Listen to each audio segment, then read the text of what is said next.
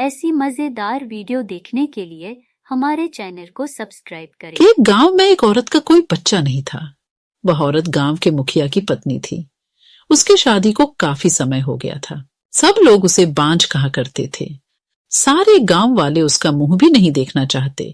कहते थे कि इसका मुंह देख लिया तो पूरा दिन बेकार चला जाएगा। पर मुखिया की पत्नी थी, इसलिए लोग थोड़ी बहुत बातचीत कर लिया करते थे। एक दिन गांव में एक फकीर बाबा भिक्षा मांगते हुए आ पहुंचता है तो वह बातों ही बातों में उसका हाथ देखने लग जाता है और कहता है, आपको बच्चा नहीं है ना? वह बोली, आपको कैसे पता चला? हम हस्तरेखा में निपुण है और हाथ देखकर यह बता सकते हैं कि क्या होने वाला है, क्या होगा। अच्छा, तो यह बताओ कि मेरे बच्चा कब होगा? आपको भगवान ने बच्चा तो नहीं दिया, पर मैं एक रास्ता बताता हूं। वह सुनो, अमावस्या की रात को किसी एक ऐसे लड़के की बलि पीपल के पेड़ के नीचे दो जो अपने माँ बाप का एकलौता पुत्र हो और उसके खून से अपने बाल धोना। फिर कहना, ये प्यासी आत्माओं, ये बलि मेरी तरफ से स्वीकार करो और मुझे एक पुत्र दे दो। एक लोटे में उस कुएं का पानी भरकर उसमें उसके शरीर के खून की 2 बूंद मिलाकर खुद पी लेना और उस लड़के के सिर के बाल को अपनी साड़ी की गांठ में बांधे रखना, तो तुम्हें अवश्य एक पुत्र पैदा होगा। उस दिन के ठीक 3 दिन बाद अमावस्या थी। उसने अपने देवरानी के लड़के की बलि दे दी और खून की 2 बूंदें पानी में मिलाकर खुद पी लिया और उस सिर के कुछ बाल को काटकर अपनी गांठ में बांध लिया और बिना पीछे मुड़े अपने घर आ गई। सुबह गांव वालों को पता चला कि मुखिए के भाई के बेटे को किसी ने मार के वहां फेंक रखा है। जब यह बात मुखिए और उसके भाई ने सुनी तो वह नंगे पैर दौड़ पड़े। धीरे धीरे सारा गांव इकट्ठा हो गया। उस लड़के की मां का रो रो बुरा हाल हो गया था। तब किसी व्यक्ति ने हिम्मत जुटाकर उसके सिर को धड़ से जोड़ा और उसे नदी में बहाने की सलाह दी। वैसा ही किया। लोगों ने उस लाश को पानी में बहा दिया। सब लोग यही कह रहे थे, किसने किया? ये सब कैसे हुआ? सब लोगों के लिए यह घटना चिंता का विषय बन गई थी। जब मुखिया घर पहुंचा तो क्या देखता है कि उसकी पत्नी तो पकवान बना रही थी। वह बड़ी खुश नजर आ रही थी। मुखिया ने क्रोध में कहा, क्या तुम्हें इस बात का बिल्कुल भी दुख नहीं है कि हमारे भाई का बेटा मर गया है? वह पहले ऐसी नजरों से देखी जैसे कि उसे मार ही डालेगी। फिर कहने लगी, लड़का उसका मरा है, मेरा नहीं, मैं क्यों शोक मनाऊं? तुम पागल हो। तुम्हें तो खुश होना चाहिए कि अब तुम्हारा भी एक पुत्र आने वाला है और यह जानकर और खुशी होगी कि वह इस जायदाद का अकेला वारिस होगा। मुखिया से रहा नहीं गया और उसे जान से मारने के लिए तलवार उठाने चला गया। वह अंदर तलवार ढूंढ रहा था पर तलवार नहीं मिली।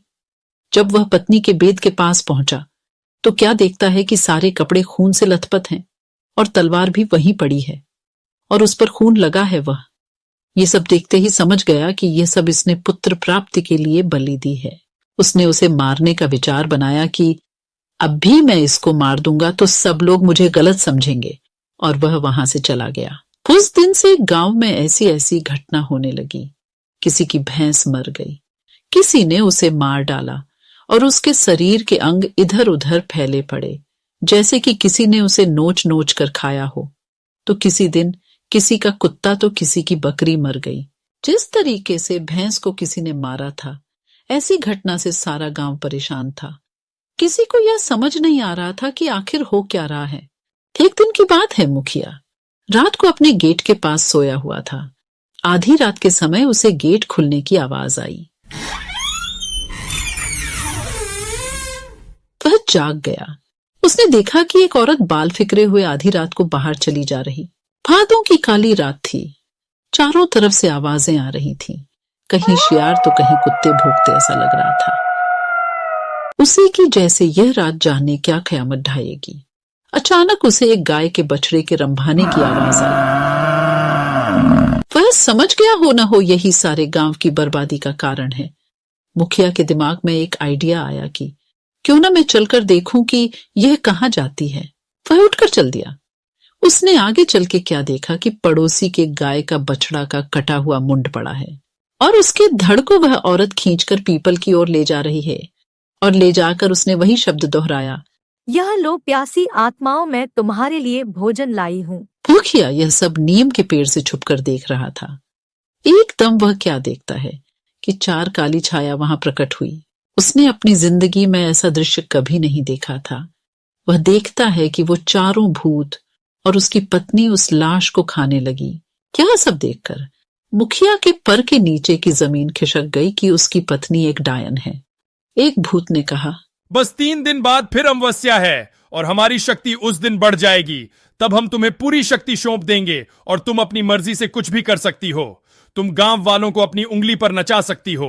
उसने यह सब सुनकर सारे गांव को चोरी चोरी जगा करके कहा, मैं तुम्हें बताता हूँ कि तुम्हारी बर्बादी एक डायन की वजह से हुई है। अपनी अपनी लाठी उठाओ और चलो मेरे साथ। आज उस डायन का अंत हम सब मिलकर करेंगे। और सब भागते हुए उस पीपल की ओर चल दिए। सारे गांव को अपनी तरफ आते देख सारे भूत तो गायब हो गए, पर वह डायन खड़ी रह गई। मुखिया की पत्नी को इस हालत में देखकर सारे गांव वालों के तो होश उड़ गए और वह रुक गए। मुखिया ने कहा, खड़े क्यों रह गए? यह तुम्हारी मालकिन नहीं, डायन है, डायन। और यह बोलते हुए सब उसे लाठियों से मारने लगे। वह अपनी जान बचाकर भागी और भागते हुए उस कुएं में जा गिरी और वह चिल्लाने लगी, बचाओ बचाओ। सारे गांव ने कहा, इसे सजा अपने आप मिलेगी, लटकी रहने दो इसे। वह चीखती रही, चिल्लाती रही, मुझे ऊपर निकालो, मुझे पानी पिलाओ। पर किसी ने उसकी सहायता नहीं की। पर वो बार बार यही बोलती रही कि मैं तुम सब गांव वालों को बर्बाद कर दूंगी। एक एक को मैंने पानी के लिए नहीं तरसाया तो मेरा नाम भी काली डायन नहीं, यही नाम दिया है तुमने मुझे, मैं तुम्हें छोड़ूंगी नहीं। 2 दिन तक उसकी लाश यूं ही लटकती रही। तीसरे दिन अमावस्या थी। उस दिन की रात के बाद उस लाश का पता नहीं चला कि कहाँ गई उसकी लाश। कुछ दिनों बाद गांव के कुएं का अचानक पानी सूख गया तो वो लोग परेशान हो गए। कुछ दिनों बाद क्या देखते हैं कि जिस कुएं में वह मारी थी वह पानी से भर गया है। सुबह जब कुछ लोगों ने कहा चलकर पानी खींचते हैं। यह एक अंधेरी और तूफानी रात थी। बारिश जोरों से हो रही थी और हवाएं तेज चल रही थीं। एक छोटा सा गांव था। गांव के लोग अपने घरों में सुरक्षित थे, लेकिन कुछ लोग बाहर थे। उनमें से एक छोटा लड़का था जिसका नाम एंडी था। एंडी अपने घर के पीछे के बगीचे में खेल रहा था। वह एक पेड़ के नीचे खड़ा था और बारिश देख रहा था। अचानक उसने एक आवाज सुनी। आवाज पेड़ से आई थी। एंडी ने ऊपर देखा और देखा कि एक आदमी पेड़ पर बैठा है। आदमी का चेहरा काला था और उसके बाल लंबे और सफेद थे। उसके हाथ लंबे और पतले थे और उसके नाखून लंबे और कांटेदार थे। आदमी का चेहरा क्रोध से भरा था। उसने एंडी को देखा और कहा, मुझे तुम्हारा खून चाहिए। एंडी बहुत डर गया। उसने भागने की कोशिश की, लेकिन आदमी बहुत तेज था। उसने एंडी को पकड़ लिया और उसके गले पर दांत गड़ा दिए। एंडी चीखता रहा, लेकिन कोई सुनने वाला नहीं था। आदमी ने एंडी का खून पिया और फिर वह गायब हो गया। एंडी को बचाया नहीं जा सका। उसका शरीर पेड़ के नीचे पड़ा मिला। उसके गले पर दांत के निशान थे। गांव के लोगों को बहुत दुख हुआ। उन्होंने एंडी का अंतिम संस्कार दिया और उसके लिए प्रार्थना की। लेकिन एंडी की मौत अभी भी रहस्य थी। कोई नहीं जानता था कि आदमी कौन था और वह कहां से आया था। एंडी की मौत के बाद गांव के लोग बहुत डर गए। वे रात में या फिर तूफान में बाहर जाने से डरते थे। वे सोचते थे कि वह डरावना आदमी फिर से आ सकता है और उन्हें भी मार सकता है। लेकिन कोई भी कुछ नहीं कर सका क्योंकि वह डरावना आदमी बहुत शक्तिशाली था। आए दिन गांव में कोई न कोई व्यक्ति गायब हो रहा था, या फिर उसकी मृत शरीर खेतों या फिर पेड्डे के पास मिलती थी। एक दिन एक बूढ़ी महिला गांव में आई। उसने गांव के लोगों को बताया कि मैं एक जादूगर हूँ। मैं उस डरावने आदमी को ढूंढ सकती हूँ और उसे मार सकती हूँ। गांव के लोग बहुत खुश हुए। उन्होंने बुजुर्ग महिला से मदद करने के लिए कहा। बुजुर्ग महिला ने उस पेड़ के पास जाकर संस्कृत में मंत्र पढ़ा। मंत्र के प्रभाव से पेड़ सूख गया और गिर गया। पेड़ के नीचे आदमी का भी शव पड़ा था। यह वही था जो पिछले कई महीनों से गांव के लोगों का खून चूस रहा है और उन्हें मार रहा है। बुजुर्ग महिला ने आदमी के शरीर को जादुई मंत्र से जला दिया। उसने गांव वालों को बताया कि यह आदमी एक पिशाच था। पिशाच एक प्रकार का भूत होता है जो इंसानों का खून पीता है। अब आप सब गांव के लोग सुरक्षित हैं। गांव के लोग बहुत खुश हुए। उन्होंने बुजुर्ग महिला को धन्यवाद दिया। बुजुर्ग महिला अब उसी गांव में रहने लगी और आसपास के दूसरे गांव में भी जाकर वहां के भूत पिशाचों को मारा करती थी। बुजुर्ग महिला ने जब से उस डरावने आदमी को मार दिया, उस समय से गांव में सभी लोग सुरक्षित थे। लेकिन पता नहीं कहां से एक चुड़ैल उस गांव में आ गई थी। वह चुड़ैल उस बूढ़ी जादूगरनी को खोजते हुए यहां आई थी, क्योंकि कई वर्षों पहले जब वह बूढ़ी जादूगरनी जवान हुआ करती थी, तब उसने इस चुड़ैल को एक पेड्डे में ही कैद कर दिया था, जिसके वजह से यह चुड़ैल कई वर्षों तक एक सुनसान जंगल के एक पेड्डा में बंधी रही थी। इसलिए उस चुड़ैल ने उस जादूगरनी महिला को मारने की प्रतिज्ञा ले रखी थी। इसलिए वह चुड़ैल जादूगरनी को खोजते हुए इस गांव में आई थी। वह एक शक्तिशाली चुड़ैल थी और उसने जल्दी ही गांव के लोगों को अपने वश में कर लिया। उस चुड़ैल ने गांव वालों को गुलाम बना लिया। हर हफ्ते गांव के किसी एक व्यक्ति को चुड़ैल आपले भोजन के लिए मारकर खा लिया करती थी। गांव वाले चुड़ैल से मुक्त होना चाहते थे, लेकिन वे कुछ नहीं कर सकते थे क्योंकि वह बहुत शक्तिशाली थी। लेकिन जादूगरनी की पिशाच को पकड़ दियचने के लिए कई महीनों से गायब थी। गांव के लोग बहुत दुखी और पीड़ित थे। एक दिन वह बूढ़ी जादूगरनी गांव में लौटी। वह जिस पिशाच को पी के आने गई थी, वह बहुत ताकतवर था और महिला अब बूढ़ी हो चुकी थी। इसलिए 3 महीनों से बूढ़ी महिला दिन रात उस पिशाच से लड़ती रही, जब जाकर उस जादूगरनी ने पिशाच को मारा। इस लड़ाई से जादूगरनी बहुत थकी हुई थी, तो इसलिए जब वह गांव आई तो चुड़ैल ने उस पर आक्रमण कर दिया और बूढ़ी जादूगरनी कुछ नहीं कर पाई और उसकी हार हो गई और चुड़ैल ने उसे मार दिया।